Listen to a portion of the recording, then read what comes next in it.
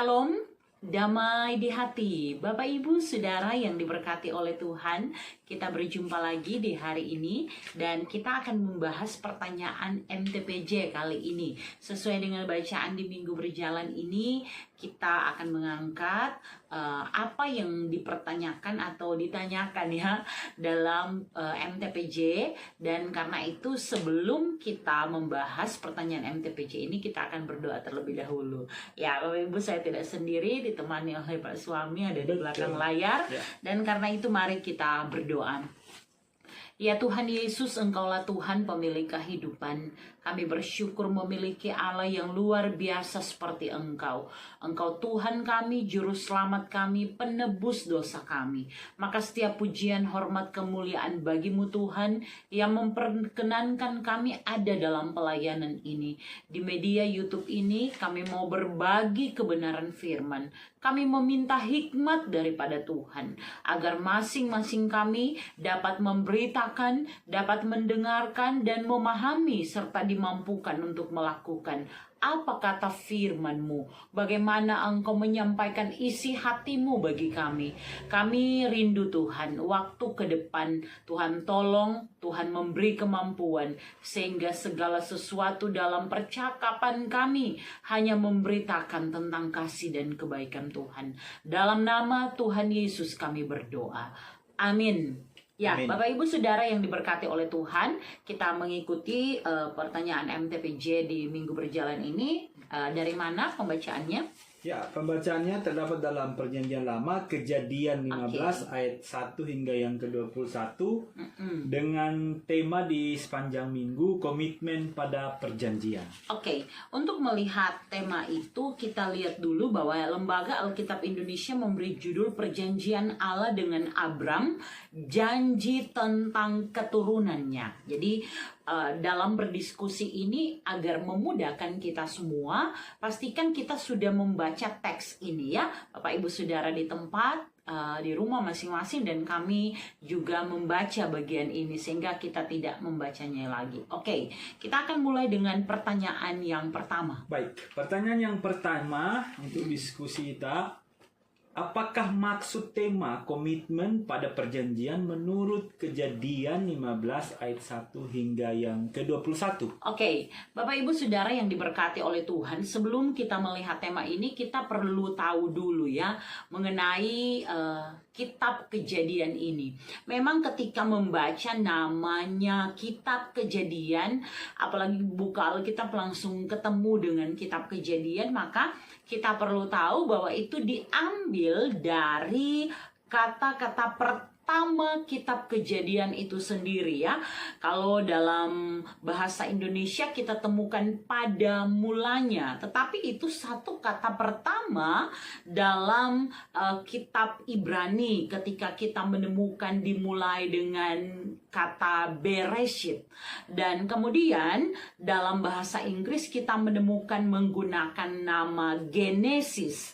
Ini kita tahu bahwa berasal dari Septuaginta, dari kata Yunaninya yang artinya permulaan atau generasi-generasi. Mengapa disebut demikian? Karena ini memang menguraikan sebuah kejadian atau awal mula alam semesta yang ketika kita baca bahwa ada tujuan yang mau disampaikan penulis mengenai kenapa kitab Kejadian ini dituliskan, yaitu sebagai sebuah prolog. Jadi dari seluruh Alkitab yang kita baca hari ini, yang kita kenal dan dikanonkan, itu diawali dulu dengan kitab Kejadian untuk mengisahkan asal-usul alam semesta, dunia fisik, asal mula kematian, kehidupan, dosa bangsa Israel.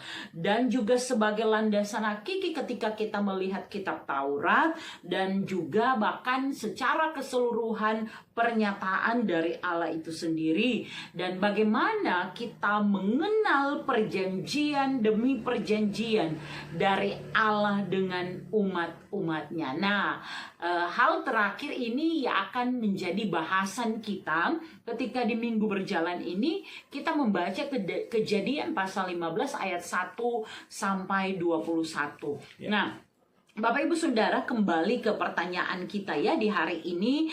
Apa maksud tema komitmen pada perjanjian menurut bacaan kita Kejadian 15 ayat 1 sampai 21? Kita perlu tahu dulu apa itu komitmen. Dari Kamus Bahasa Indonesia, komitmen itu bicara mengenai keterikatan dengan sesuatu untuk dapat dilakukan. Di buku MTPJ itu menunjuk pada tindakan untuk melakukan sesuatu yang kemudian dirumuskan sebagai suatu persetujuan atau penyerahan diri untuk melakukan sesuatu di waktu yang akan datang. Jadi misalnya ada sesuatu hal yang kita komitmenkan, maka di situ kita mau melakukannya di waktu yang akan datang sesuai dengan apa yang menjadi perjanjian. Karena kalau bicara perjanjian, berarti ada dua pihak, dua orang yang mengikat janji. Saya dan suami misalnya kita buat perjanjian, maka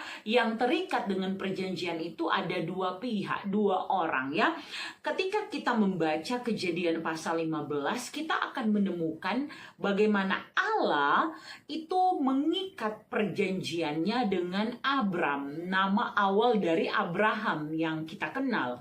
Dan kita melihat di sini ada beberapa hal yang menjadi perjanjian mereka. Yang pertama, kalau kita baca itu ada sebuah ungkapan bukan pesimis tetapi kejujuran dari seorang Abram yang di usia yang sudah lanjut usia ini 75 tahun, tetapi dia tidak punya anak, tidak punya keturunan. Sedangkan Allah sendiri datang dan berfirman, "Jangan takut Abram, akulah perisaimu, upahmu akan sangat besar." Dan sebagai manusia, Abram memikirkan upah besar itu untuk apa? Saya sendiri tidak punya anak, masakan apa yang aku punya, upah yang dibicarakan itu, semua yang aku punya justru akan diberikan kepada hambanya Eliezer nantinya. Untuk apa ya? Jadi dia mengungkapkan dalam kejujuran hatinya. Tetapi lihatlah bahwa kemudian Allah membuat perjanjian. Bagaimana Allah akan memberkati dia dengan keturunan yang banyak, dan yang menjadi ahli warisnya adalah anak kandungnya. Kemudian juga Allah membuat perjanjian untuk memberkati dia. Kita tahu bahwa ketika dia akan keluar juga dari Ur Kasdim, dia menikmati berkat-berkat Allah. Dan yang ketiga, kita melihat bahwa Allah membuat perjanjian untuk memberikan dia tanah. Bicara tanah, bicara sesuatu yang sangat penting dalam kehidupan umat Tuhan ya. Ketika pun Abram menerima janji ini bicara sesuatu yang besar pastinya, karena memang diungkapkan panjang lebar sampai kemudian mengakhiri bacaan hari ini.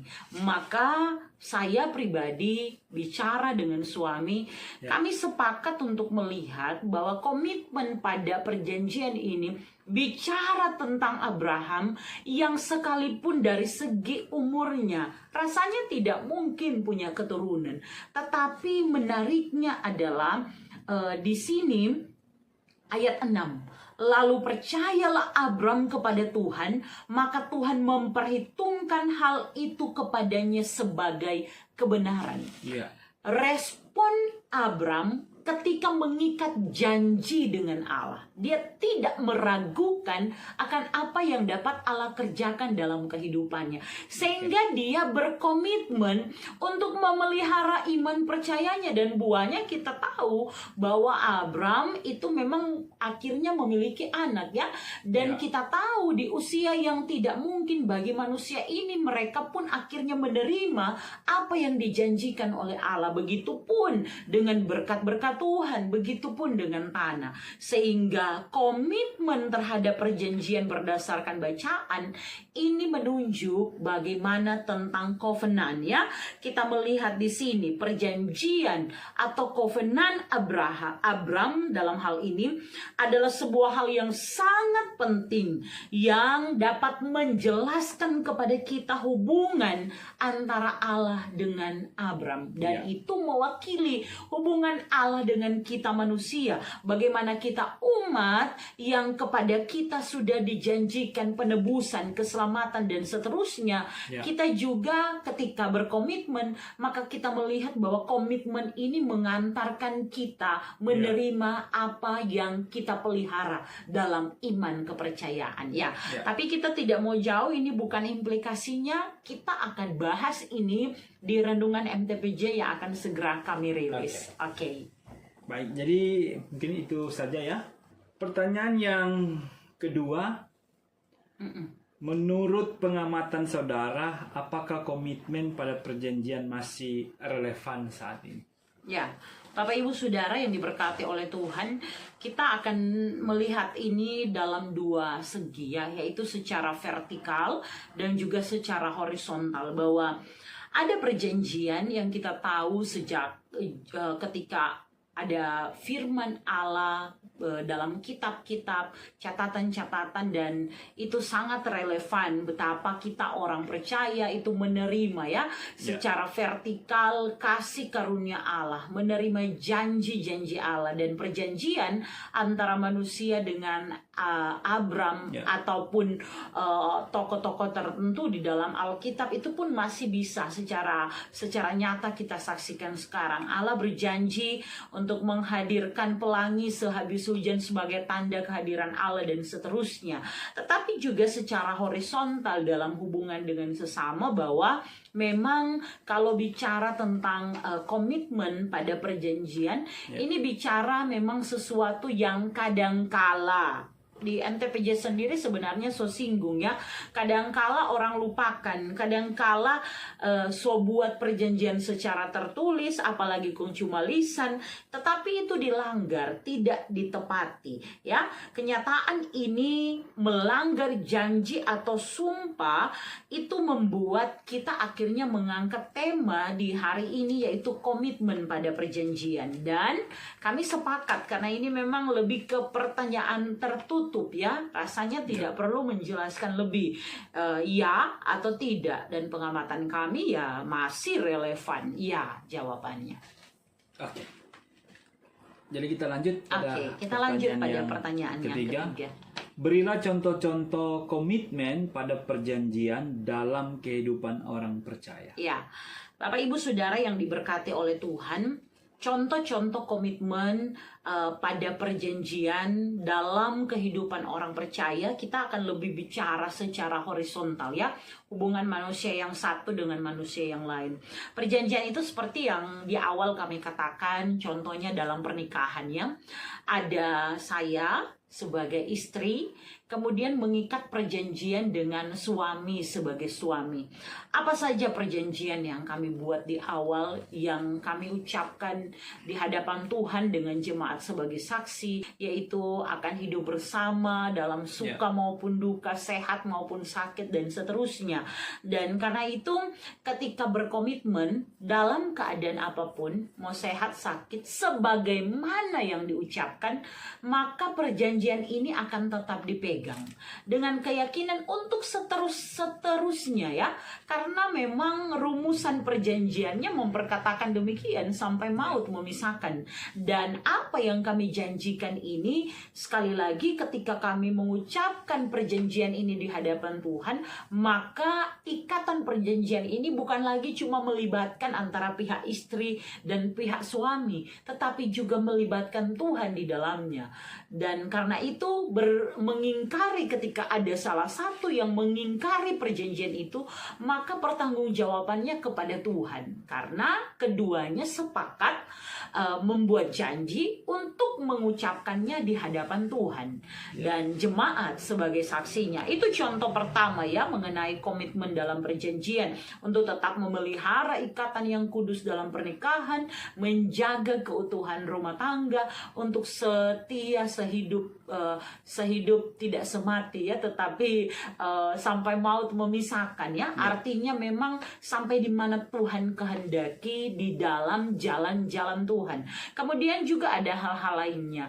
Nah, misalnya ketika kita juga membuat perjanjian dengan orang tertentu, contohnya mengenai ikatan kerja, ada kalanya memang sudah kalau bicara orang percaya, oh ini orang Kristen, kemudian buat perjanjian. Kadangkala memang langsung percaya, tetapi fakta membuktikan banyak orang juga yang membelokkan perjanjian itu. Ketika bertanda tangan hitam di atas putih, di atas meterai, kemudian disaksikan contohnya oleh orang dalam hal ini yang mengerti hukum, notaris contohnya, tetapi juga ada yang melanggar perjanjian itu. Maka komitmen pada perjanjian menurut tema mingguan ini kembali mengingatkan kita, perjanjian-perjanjian apa yang sudah kita buat secara tertulis kah, atau janji-janji apa yang sudah kita ucapkan secara lisan kah.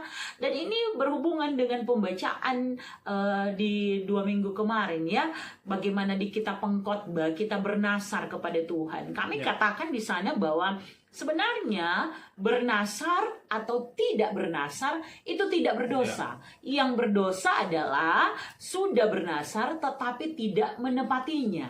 Maka kesadaran kita ketika Allah berinisiatif membuat perjanjian, Allah tidak pernah lalai menepati janjinya. Maka kita yang percaya, yang adalah pengikut-pengikutnya, apapun komitmen yang sedang kita pegang hari ini menyangkut perjanjian yang kita buat dengan sesama orang percaya lainnya, apalagi orang-orang di luar Kristus, kita seharusnya untuk dapat meneladani Kristus, untuk melakukan tepat seperti perjanjian yang kita buat ya. Kurang lebih itu yang dapat kami bagikan. Contoh-contoh lainnya dari Pak Suami. Ya, mungkin itu sudah cukup ya, sudah mewakili contoh-contoh yang ada yang sering kita temui pada umumnya ya. Dan sebenarnya komitmen itu disadarkan kita untuk membangun hubungan kita dengan Tuhan ya. Menyadarkan kita sebenarnya sebagai orang percaya supaya ketika ada perjanjian yang kita buat, maka itu terikat dengan Tuhan. Betul. Ya. Dan wujudnya kita harus membuktikan atau mewujudkan janji itu. Jadi komitmen. Jadi kalau Tuhan yang berjanji, jangan ragu dengan komitmen Tuhan. Itulah. Ya, karena Tuhan yang buat perjanjian, Tuhan nggak akan berdusta. Sebagaimana Allah berjanji kepada Abraham, keturunannya akan sangat banyak seperti bintang di langit, seperti pasir di lautan. Dan kita melihat bahwa berkat-berkat Allah itu dari Abraham, kemudian kita melihat jauh sampai kepada Daud, sampai kepada Yesus Kristus, dan kita hari ini menjadi orang-orang yang diselamatkan karena kasih karunia Allah. Maka kita tahu bahwa dasar kita adalah karena kita memiliki Allah yang berjanji dan menepatinya. Dan hari ini kita menjadi orang-orang yang diselamatkan sudah sepatutnya ya, ketika kita mengenal atau mendengar atau membuat sebuah perjanjian, kita dituntut untuk menepatinya dalam tanggung jawab iman kepada Tuhan. Ya, dan itu yang dipegang Abraham sebenarnya. Ketika Tuhan memberikan berkat dalam perjanjiannya dengan Abraham, dan Abraham berpegang teguh dalam iman percayanya bahwa Tuhan akan menepati janji-janji. Dan Abraham akhirnya membuat komitmen, ya, karena dia tahu bahwa yang Tuhan berjanji ini Tuhan. Tuhan yang berjanji, maka komitmen. Jadi kita juga harus meneladani iman percaya Abraham ya. Oke, mungkin itu saja ya. Nanti kita akan panjang lebar bahas ini di Renungan MTPJ. Ya, akan segera kami rilis. Akhirnya Bapak Ibu Saudara, terima kasih sudah mengikuti kami melalui channel ini, dan kita akan berdoa. Mari kita satukan hati, mari berdoa. Tuhan Yesus, terima kasih Engkau sangat baik dalam kehidupan kami. Kami mengucap syukur Tuhan karena Engkau Allah yang tidak pernah sekalipun melupakan kami dan melupakan janji-janji atas kehidupan kami. Kamu mau pegang apa yang menjadi iman percaya kami, keyakinan kami bahwa kami punya Allah yang luar biasa. Maka Tuhan, pelayanan yang kami lakukan melalui media YouTube ini biar berkenan kepada Tuhan. Dalam nama Tuhan Yesus kami berdoa, biar setiap pendengar Tuhan berkati, yang sakit akan disembuhkan, dipulihkan, yang dalam duka cita Tuhan beri penghiburan, yang dalam kelemahan tubuh, yang dalam kekhawatiran, yang sedang mencari pekerjaan dalam kesulitan-kesulitan hidup, Engkau Allah Allah yang berjanji bahwa memang hidup kami tidak selamanya mulus, tetapi satu yang pasti, Engkau tidak pernah meninggalkan kami. Maka kami berkomitmen untuk tetap percaya kepadamu Tuhan, tidak goyah sedikit pun, memiliki iman dan kepercayaan yang tetap tertuju hanya kepada Tuhan.